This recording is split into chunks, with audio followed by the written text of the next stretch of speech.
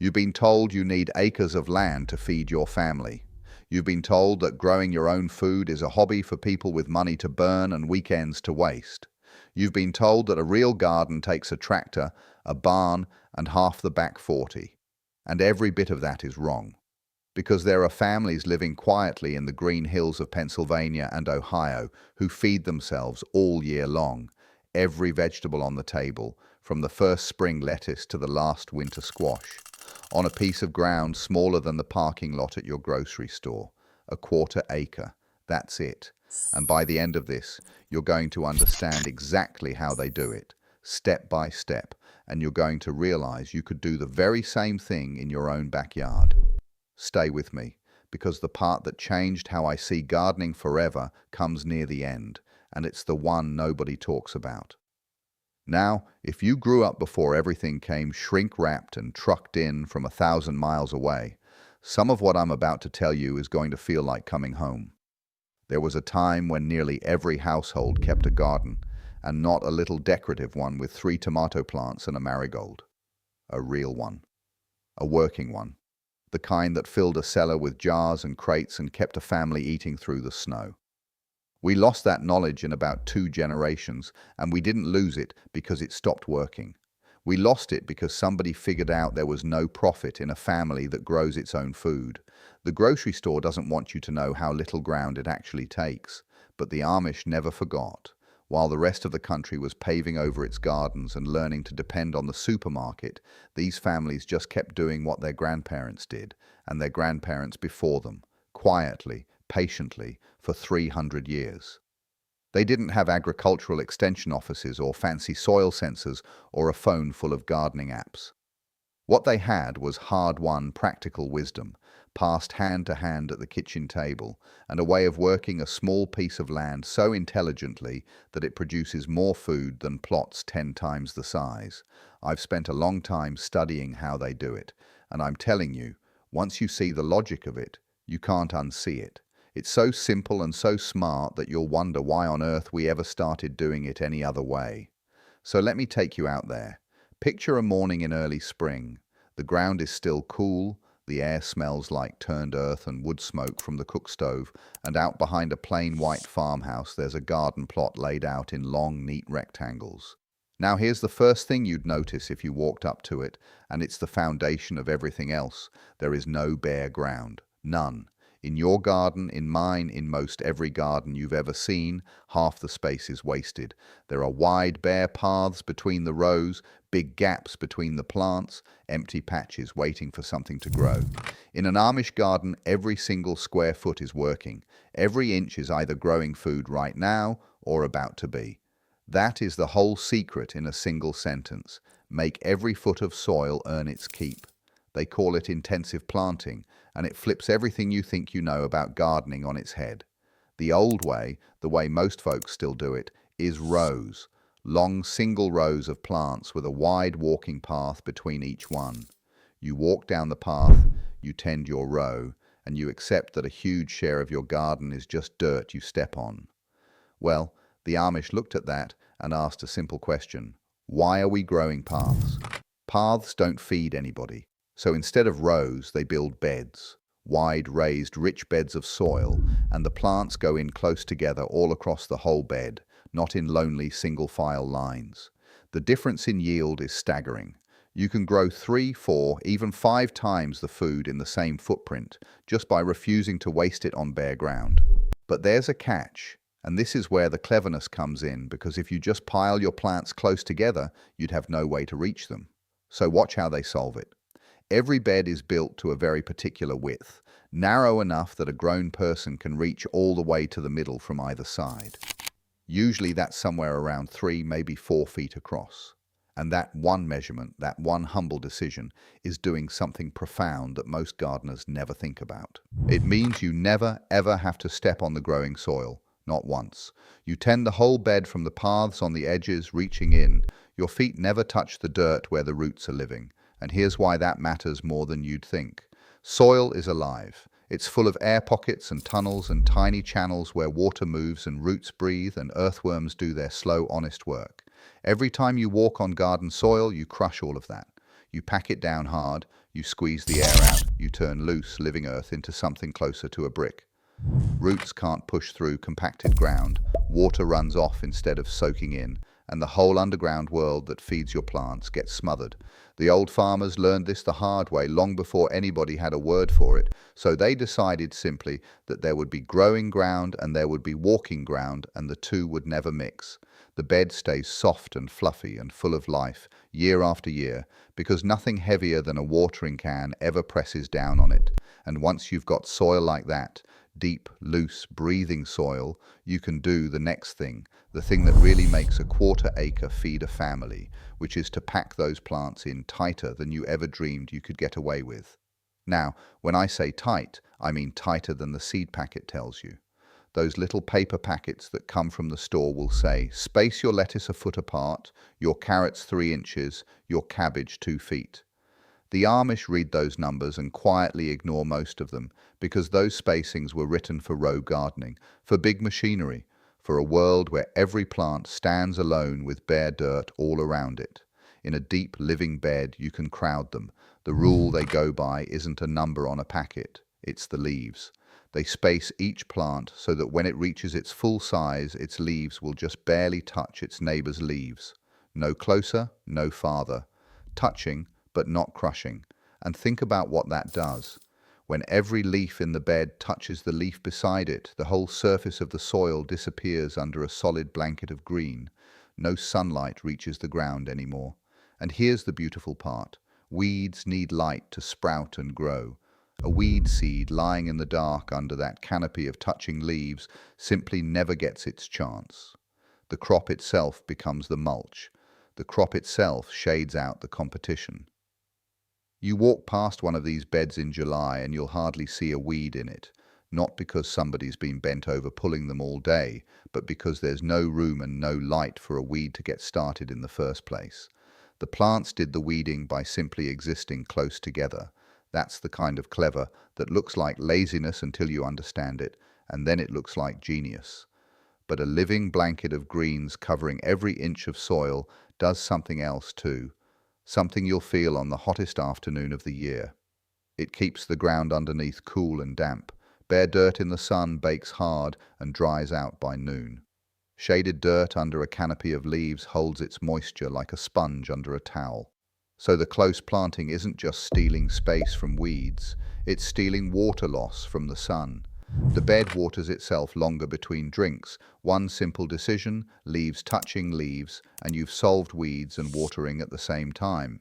The old-timers didn't have a fancy name for any of this. They just knew that a full bed is a happy bed, and a half-empty one is an invitation to trouble. Now here's where most people's gardens fall apart, and where the Amish way pulls ahead by a country mile. You plant your spring garden, everything comes up, you harvest it, and then what? For most folks, that bed sits empty for the rest of the summer, bare, producing nothing. Maybe they throw a few weeds worth of seeds down and forget it.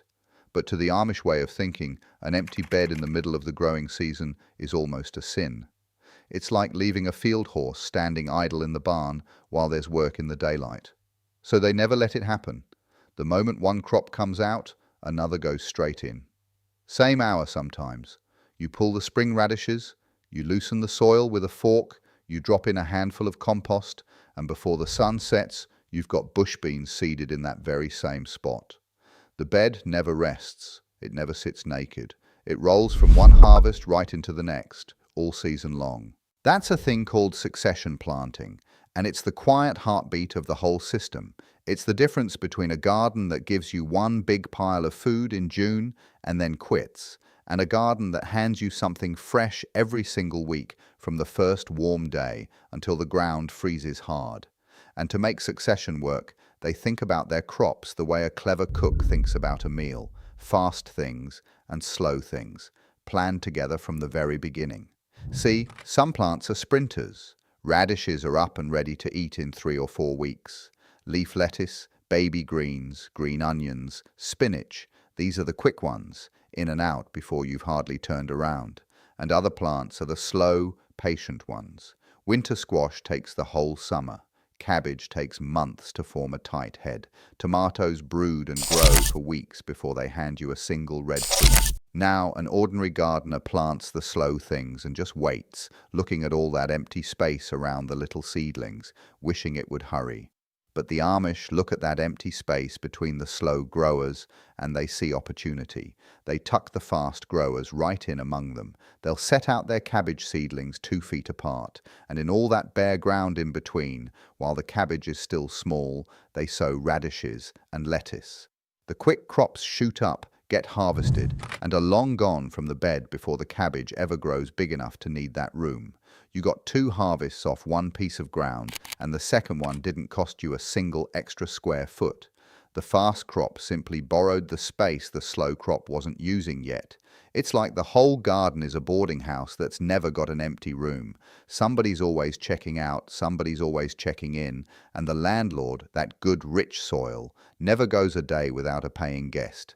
And once you start thinking this way, you start seeing space everywhere you used to see emptiness. You look up and you realize you've been wasting a whole dimension of your garden, because all this time you've been growing flat when some of your hungriest plants would much rather grow up.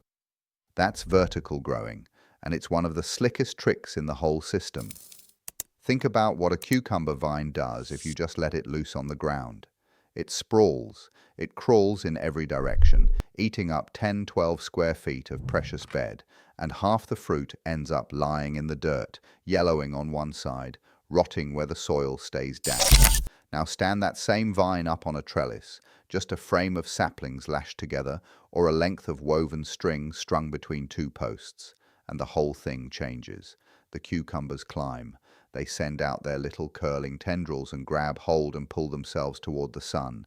And suddenly that plant that wanted 10 square feet of ground is living in one. The fruit hangs straight down in the open air, clean and dark green and easy to spot, easy to pick.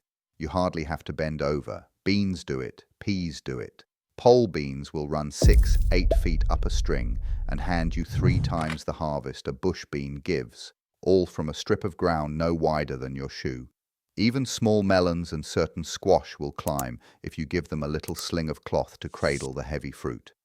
The Amish look at the air above their beds the same way they look at the soil below, as room to grow.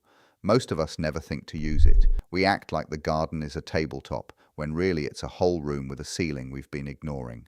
And here's where it gets clever, because once you've got those tall plants standing up, you've made shade.